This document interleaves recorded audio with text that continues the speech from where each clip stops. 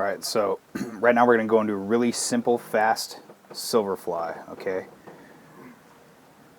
For the most part, silver flies, I don't put a whole lot of detail and effort into these, just because, for the most part, they get the crap beat out of them.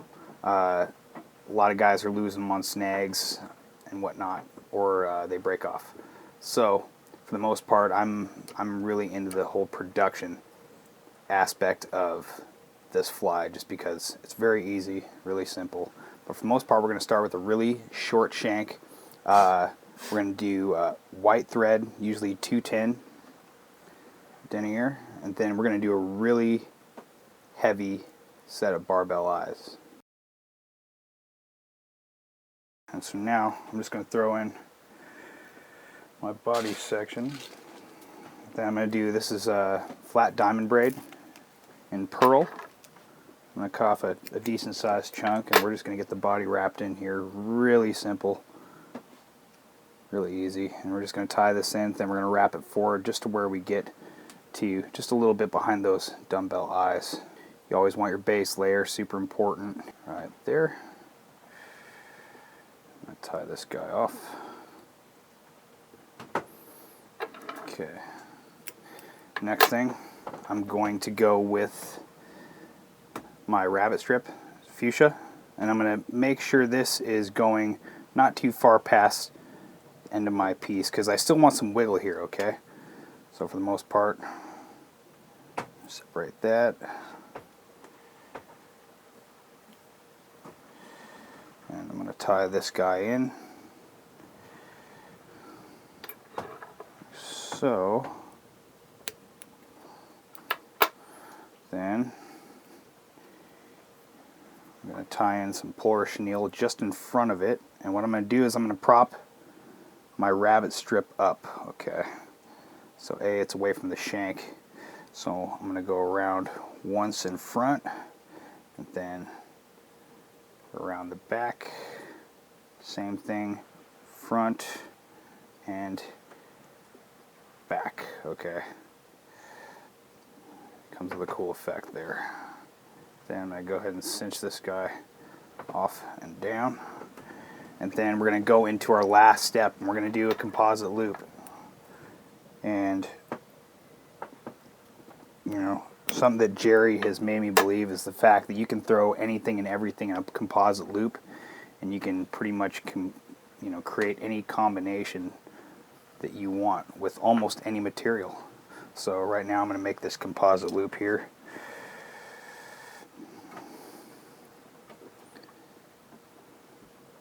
Okay, I'm going to let this guy hang. Okay, and then I'm going to take this stuff right here, which is this polar flash. It comes off like so. Wait a minute. Give me a second. Yeah, it's beautiful. It comes in a whole different array. And I'm going to stick this right in the top. And so it doesn't slide around, I'm going to give it a couple twists just so it stays. And then I'm going to let that thing settle and set right there. Okay, then I'm going to take marabou. And sometimes when you twist marabou in here, okay, the top is very brittle and it's really easy to break. So for the most part, sticking this in a composite loop is going to make this thing stronger, and it's also going to make it shorter and less wispy, but still have the same effect. So I'm just going to take out this top end, just like that, and then I'm going to strip it. There. And there. Then I'm going to cut the bottom end of this. The problem is with tying in marabou to these things is that if your stem is too thick, it won't seat right in the composite loop. So you got to make sure that the stem is at a pretty thin stage. And so first we're going to just enter this right into our composite loop here. And the whole bit, this is going to take a second to line up, but the main thing you want here is to make sure that your stem is lined up almost right in the middle of your thread. Okay, I'm going to move this guy up a little bit. Then you can also take this right here. So see how you have some fiber stuck in there? You can just pick all these fibers out to make sure that nothing's stuck in there. You're going to have to do this again anyway after you start spinning. But we're going to just try and get it looking as good as possible right off the bat so we don't make too many mistakes here.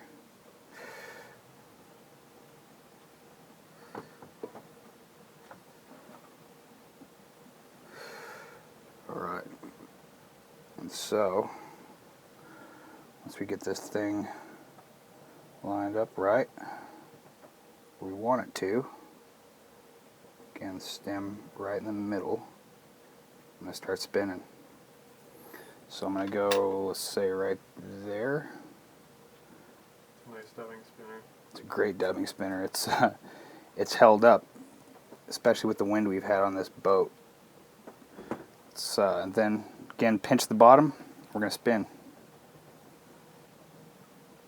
Try to get that line back up. Okay, we're going to spin that just like that. Then I'll take my whip finisher, and I'm going to take the pointy end here, and I'm just going to pick out some things, okay? And the stem, along with the composite loop, is going to make your marabou very strong. Okay, it's just going to add extra. It's going to add a backbone, is what it's going to do, to where a lot of the times the stems can be really thin, very flimsy. Okay.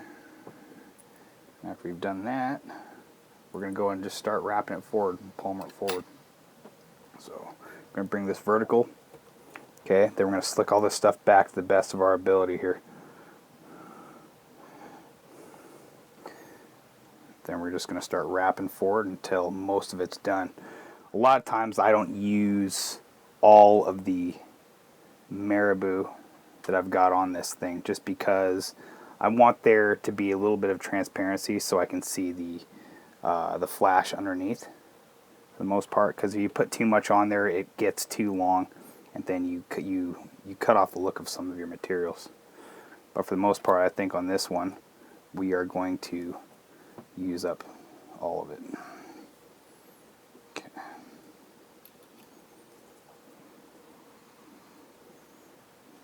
Just go.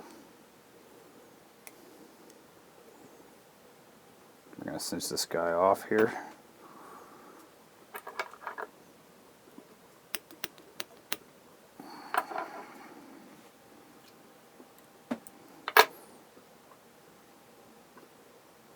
Okay, we're going to go ahead and give it the old whip finish.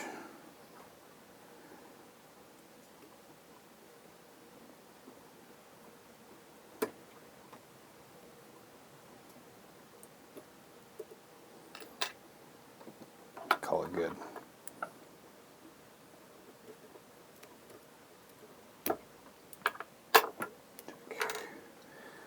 Right there you have a super simple, super effective, right amount of weight as far as what we're looking for silver flies on dry lines. Beautiful. Done nice and easy.